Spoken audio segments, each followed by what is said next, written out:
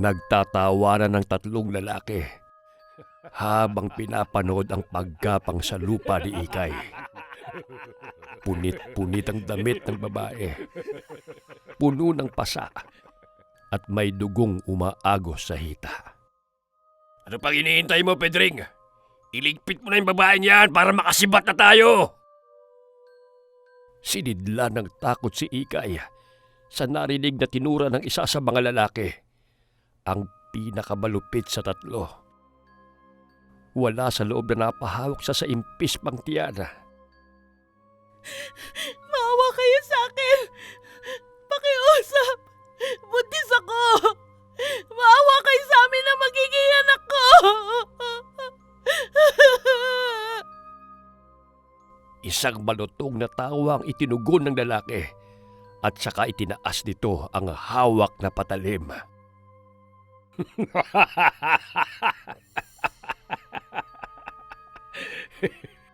Yan mismo ang dahilan kung bakit kailangan ka naming iligpit. Dahil isa kang malaking sagabal sa kaligayahan ni Vanessa. Nanlaki ang mga mata ni Ikay dahil sa narinig. Sinong halang ang kaluluwa ang may pakana ng lahat ng iyon? Magsasalita pa sana ang babae. Pero sa halip ay napatigil na lamang nang maramdaman ang paghapdi ng kanyang tiyana. Sinaksak na siya ng lalaking nasa kanyang harapan. Napapikit na lamang ng mariin si Ikay habang tinatanggap ang malupit niyang kapalaran. Anumang ungol niya at pagsigaw para humingi ng saklolo ay wala ring saysay. Dahil sa lugar na kinaroroonan, walang sino mang makakarinig sa kanya o makakakita sa mga nagaganap.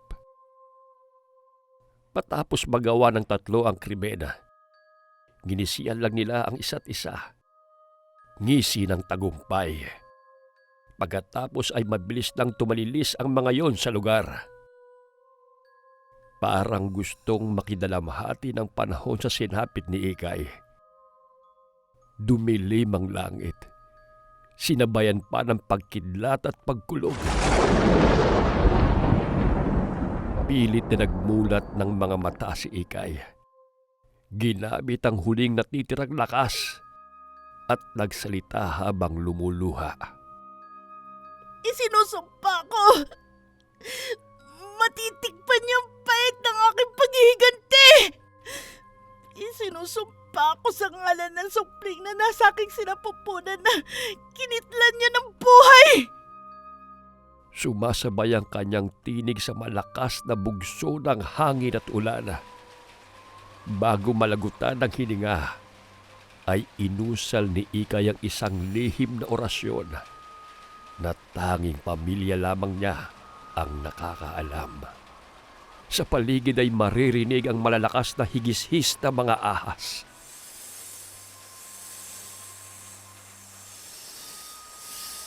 Gumapang ang mga ito sa wala ng buhay na katawan ni Ikay.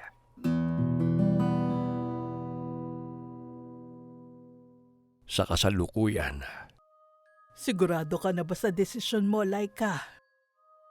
naroon ang pag-aalangan sa tono ni Aling Egay sa balak gawin ng anak. Simula kasi nang gumising ito mula sa pagkakakomatose, para na itong ibang tao. Tila napalitan din ang mga alaala nito. Oo naman, Nay. Saka malapit lang naman po ang papasukan ko. Napilitan na rin pumayag si Aling Egay. Baka sakali sa pagtatrabaho ay malibang ang anak. Tutal naman ay sa mismong barangay lang nila ito mamamasukan. Unang araw ng pamamasukan ni Laika sa bahay ng mag-asawang Ferrer. Matapos ipaliwanag ng among babae ang mga gagawin sa bahay, ay sinabihin na siya ng babae na pwede na siya magsimula sa kanyang trabaho sa araw na yon. Salamat po, Senyora Vanessa, sa pagtanggap niyo sa akin. Nakilala mo na siguro si Sally. Sa kanya mo na itanong kung nasaan ang uniforme na isusuot mo. Tumango naman si Laika at magalang na nagpaalam na.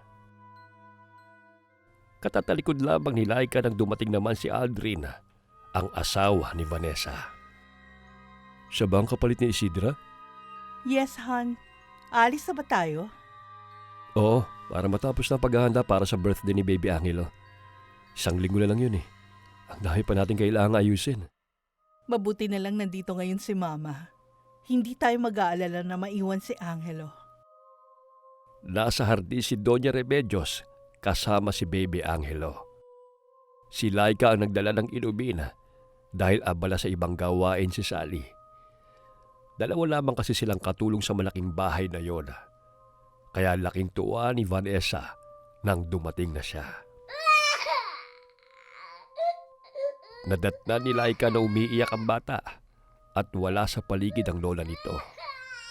Nilapitan niya ito at inalo-alo upang tumahan. Anong ginagawa mo sa apo ko?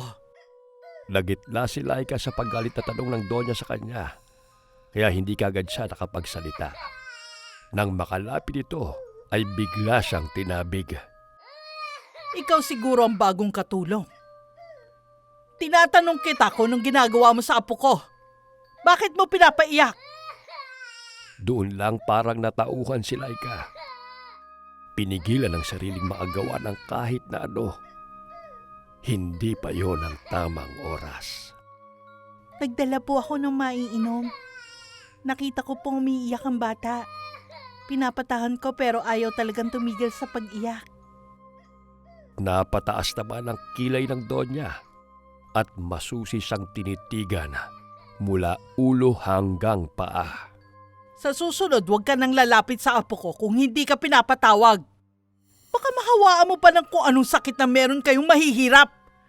Bumalik ka na sa trabaho mo! Yuko ang ulo na tumalikod na si Laika. Isang imbing ngiti ang namutawi sa labi niya. Dumating ang 1 taong kaarawan ni Baby Angelo. Halos mapuno ang venue sa dami ng mga bisitang pamilya. Umarkela pa ng clown na magtatanghal sa ginawang entablado sa hardin ng bahay. Bongga talaga ang nasabing handaan. Palibhasa ay mayaman ng mga Ferrer. Nasa kalagitnaan na ng kasiyahan nang biglang umakyat ng entablado si Doña Remedios na may hawak ng mikropono. Lahat ng mga mata ay nakatutok sa babae. Pumapalakpak pa si Don Miguel sa pag-aakalang ito ang sinasabi ng kabiyak na sorpresa.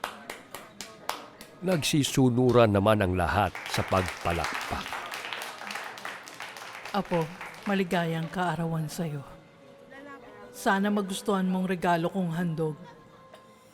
Blanko ang mukha ng Donya habang nagsasalita ito. Ngunit maya-maya ay biglang namalisbis ang luha sa mga mata nito. Ang ngiti sa labi ni Don Miguel ay biglang napalis.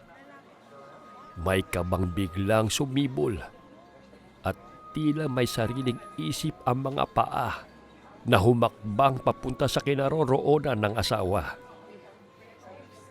Si Doña Remedios naman ay naglabas ng patalim at itinaas sa kanyang leeg. Maligayang kaarawan sa'yo, Baby Angelo! Sa panghihilakbot ng lahat ay ginilitan ng babae ang sariling leeg sa harap ng maraming bisita. Nagkagulo ang lahat pagkatapos. Maririnig sa paligid ang mga tilian at iyakan ng mga tao. Samantala, sa isang sulok naman ay labis ang kasiyahan ng nararamdaman ni Laika. Habang nagkakagulo ang mga tao sa kanyang paligid, ay parang agos naman ng tubig sa batis na nagbalik sa kanya ang mga alaala ng nakaraan. Maniwala ka sa akin. Ikay, kapahamakan lamang ang idudulot sa'yo ng lalaking yan. Hawak ng matandang babae ang kamay niya. Ngunit iwinaksi niya lamang ang kamay ng babaeng nagpalaki sa kanya. Mas nanaig sa kanya ang pag-ibig sa lalaking kailan lang niya nakilala. Makinig ka sa akin, Ikay. Nakikita ko ang magiging kapalaran mo kay Aldrin. Puro paghihirap at sa bandang huli, kapahamakan lamang ang sasapitin mo. Pakiusap, Chang. Hayaan niyo na ako. Mahal ko si Aldrin. Alam ko hindi niya ako pababayaan katulad ng pangako niya na ako lang ang mamahalin niya. Umiling-iling naman ang matandang babae. Tanda ng hindi pagsang-ayon sa kanya. Mapanlin lang ang pag-ibig. Marami itong mukha. Ayokong maulit sa'yo ang nangyari sa iyong ina. Magtiwala ka, Chang. Hindi gagawin ni Aldrin ang ginawa ni tatay kay nanay noon. Nahihimigan ng matandang babae sa tono ng pamangkin na hindi na magbabago pa ang desisyon nitong sumama kay Aldrin. Isang mabigat na buntong hininga ang pinakawala ng babae bago inilabas sa bulsa nito ang nakabalot sa telang itim. Inilagay niya sa palad ni Ikay ang bagay na yon. Alam mo ang lihim ng ating pamilya. Ikaw lamang ang maaaring mangalaga sa kalaman na yan. Matanda na ako. Balang araw ay lilisanin ko rin ang mundong ito. Hindi na kita magagawang protektahan kung sakali. Napayakap naman si Ikay sa tiyahin. Alam niyang nakuha na niya ang basbas nito. Naging masaya naman ang simula ng pagsasama ni na Aldrin at Ikay. Sa kabila ng payak na pamumuhay nila bilang mag-asawa. Naglalako lamang ng gulay si Ikay. Samantalang si Aldrin ay paggagamas sa tubuhan ang hanap buhay. Nagbago ang takbo ng buhay ng mag-asawa nang dumating si Vanessa sa buhay nila. Unang kita pa lamang ng babae kay Aldrin ay may naramdaman na kaagad ito sa lalaki. Dahil nag-iisang anak at laki sa layaw, ay wala itong pakialam kung may asawa man ang lalaking kinababaliwan. Hindi lamang niya ito inakit sa pisikal na katangian, inakit niya rin ang lalaki sa yaman na kaya niyang ibigay rito. Dala ng tukso at ang pangako sa kanya ni Vanessa na ihahango siya sa hirap, ay nagawa niyang kalimutan ang pangako kay Ikay. Pikit mata niyang iniwan ang babaeng unang pinag-alayan ng pag-ibig. Ngunit hindi basta-basta isusuko ni Ikay ang lalaking pinakamamahal. Nakipagkita siya kay Vanessa at kay Doña Remedios upang pakiusapan na hiwalay na si Aldrin, alang-alang sa magiging anak nila. Hindi akalain ni Ikay na yun ang simula ng mapait na sasapitin nilang mag-ina. Baka kapag nalaman ni Aldrin na buntis ang babaeng yun, iwan niya ako, Mama. Baka balikan niya ang hampas lupang babaeng yun. Hindi mangyayari ang kinakatakutan mo, Iha. Hindi ipagpapalit ang asawa mo ang karangyaang natatamasa niya upang balikan ang basurang yon. Ako ang bahala sa lahat. Isang malagim na plano ang inihanda ni Doña Remedios at anak nitong si Vanessa. Pinadukot sa mga bayaran na tauhan si Ikay. Ngunit dahil may taglay ding ganda ang babae, nilapastangan muna siya ng mga yon at iniwan sa pag-aakalang wala na siyang buhay. Lingid sa kaalaman ng mga yon na may lihim na itinatago ang pamilya ni Ikay. Isang kapangyarihang itim na maaaring gamitin upang makapaghiganti. Nang gabing yun, habang nag-aagaw buhay, inubos ni Ikay ang natitirang lakas upang tawagin ang prinsipe ng kadiliman. Nais niyang gawing pambayad ang kaluluwa kapalit ng paghihiganti. Kasabay ng pagkalagot ng huling hininga ay ang kasunduan. Humiwalay ang isang itim na usok sa kanyang katawang lupa. Sa di kalayuan, isang babae ang patawid sana nang biglang sumulpot ang rumaragasang kotse.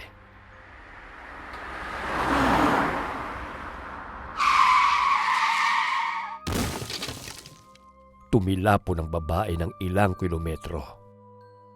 Sa sobrang lakas ng pagkakatilapon nito, ay tuluyan ng binawian ng buhay.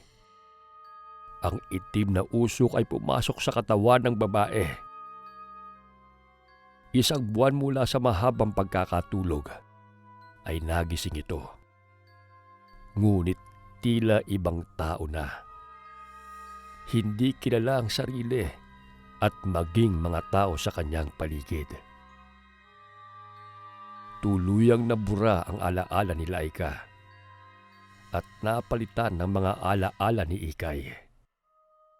Nangyari yon bilang katuparan ng paghihigante ng babae sa lahat ng umapi at nagpahirap sa kanya.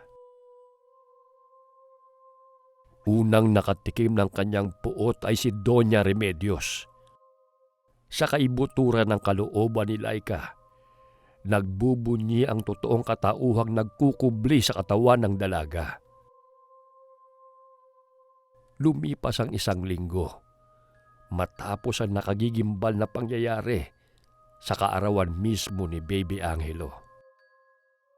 Palaisipan pa rin sa pamilya at ilang malalapit na kaibigan kung anong sumagi sa isipan ni Doña Remedios upang gawin ang bagay na yon sa sarili. Habang nasa silid si Laika, may inuusal siyang hindi maunawaan ng mga salita habang nasa harap ng 3 itim na kandila. May hawak siyang manikang marugis.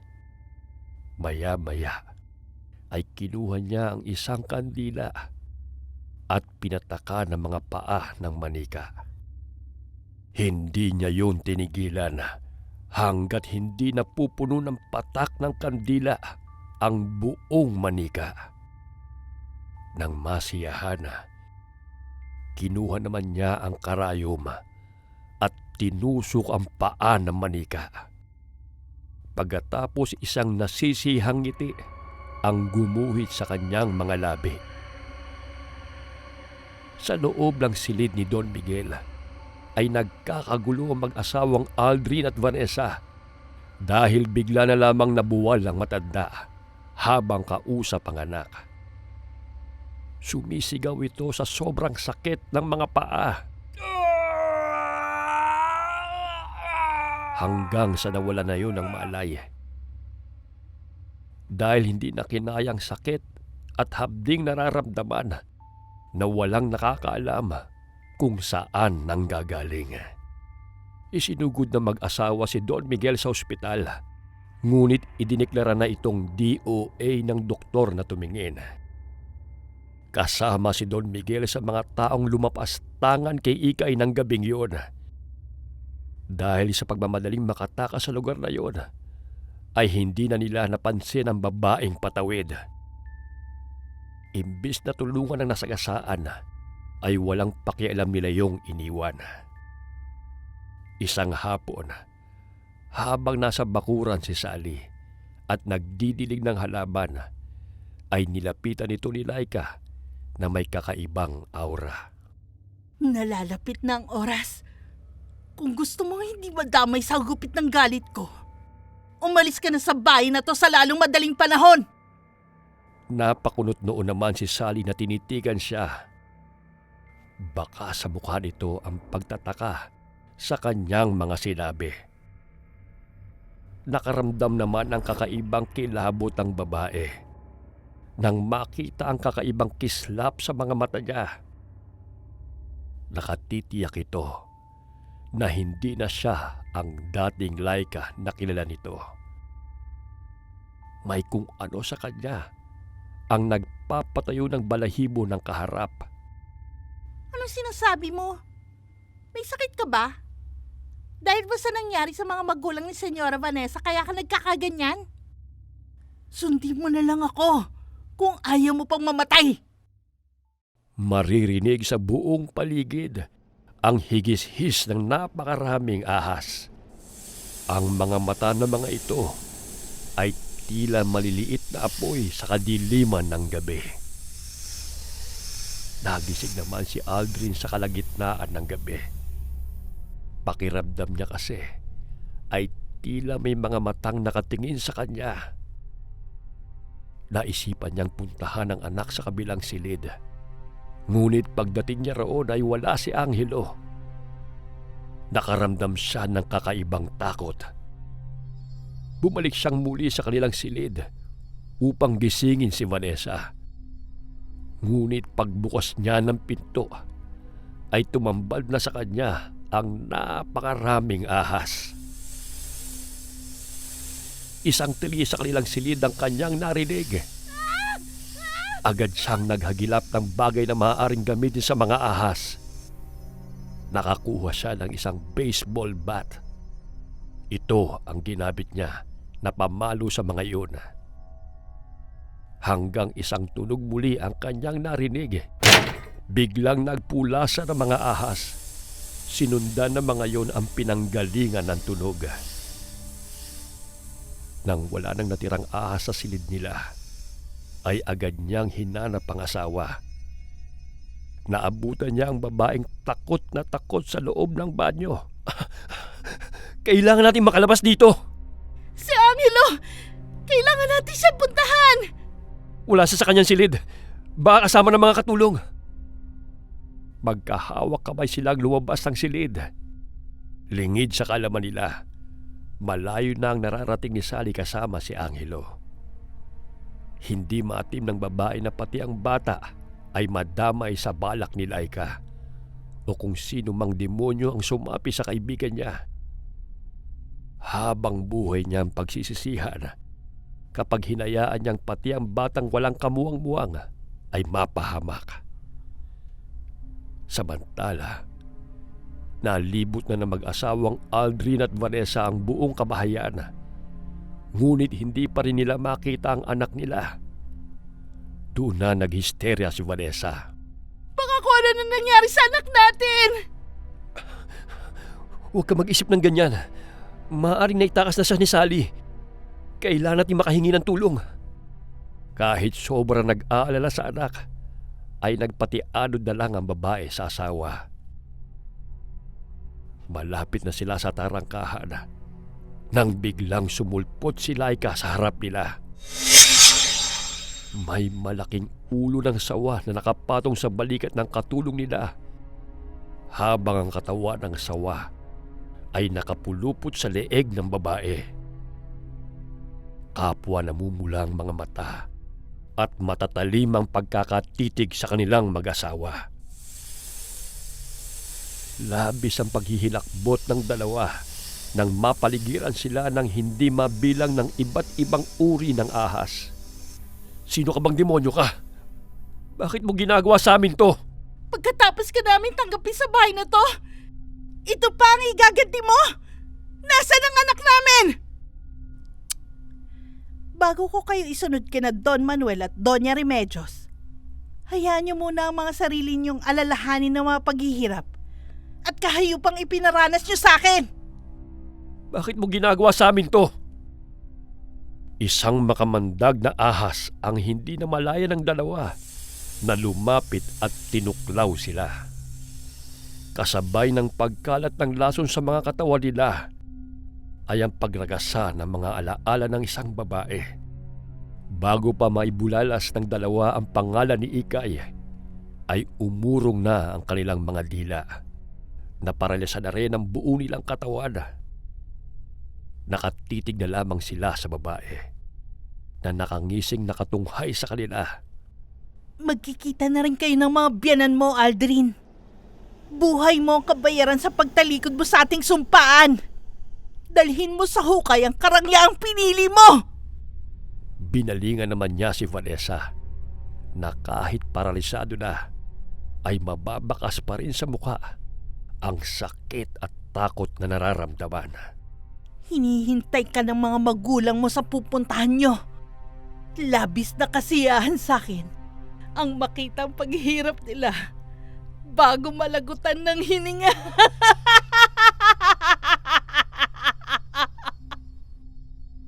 Tanging pagluha na lamang ang nagawa ni Vanessa.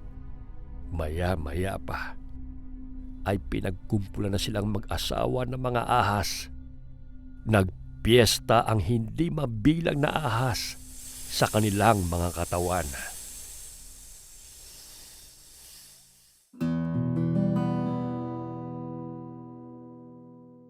Kinabukasan, balita sa radyo ang sinapit ng mag-asawa sa kanilang sariling tahanan. Puno ng tuklaw ng ahas sa mga katawan at namatay na dilat ang mga mata. Nanlalaki ang mga yun at bakas pa rin ang labis na pagkasindak.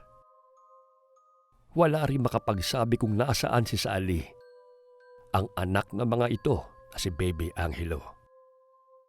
Hinayaan na lamang ni Ikay ang bata na lumayo kasama ang kaibigan ni Laika. Sa kabila ng pagsanla niya ng kaluluwa sa Diablo, may isang bahagi ng kanyang puso na pinamamahayan pa rin ng kabutihan. Katulad ng inosente niyang supling na maagang nawala sa kanya dahil sa kasakiman ni Vanessa. Walang kasalanan ng anak ng mga ito sa kanya. Batid niyang hindi pababayaan ni Sally si Baby Angelo. Dahil hindi katulad ng pamilya Ferrer ang babae na malulupit at walang puso. Tuluyan na ring nilisa ni Ikay ang katawang hinirab niya upang maisakatuparan ang kanyang paghihiganti, at ipinamana niya rin kay Laika ang lihim na kaalaman ng kanyang pamilya upang magsilbing proteksyon ng dalaga. Batid ni Ikay na sa tamang panahon, muling magkukrus ang landas ng tatlo at muling mabubuklod sina Sally, Laika at Baby Angelo. Mga taga-Kolosas, Kapitulo 3, Versikulo 5. Kaya't dapat nang mawala sa inyo ang mga pagnanasang makalaman, ang pakikiapid, kahalayan, mahalay na simboyo ng damdamin, masasamang nasa, at ang kasakiman na isang uri ng pagsamba sa Diyos-Diyosan. Alright, shout out po tayo. Shout out kay Jubel Castro. Jubel, thank you. Maria Solo, thank you Maria. Annalisa Tibayan, thank you Annalisa. Roland Factor, thank you Roland. Property Talk, thank you Property Talk. Team TV Story Animation Narration, thank you Team. April Divine Flores Baroka, thank you April. Aki Shah, thank you Aki. Wilmer Obligado, Wilmer, thank you. Dorothy Dictado, thank you Dorothy. Ren Moratalia, Ren, thank you. Rosette Ersando, thank you Rosette. Brian Falyarcuna, Brian, thank you. Tita Resi Raymunda, Tita Resi, thank you. Kay Chelo Yummy, Che, thank you At syempre, Annabella, thank you Maraming salamat po sa inyong lahat and God bless po.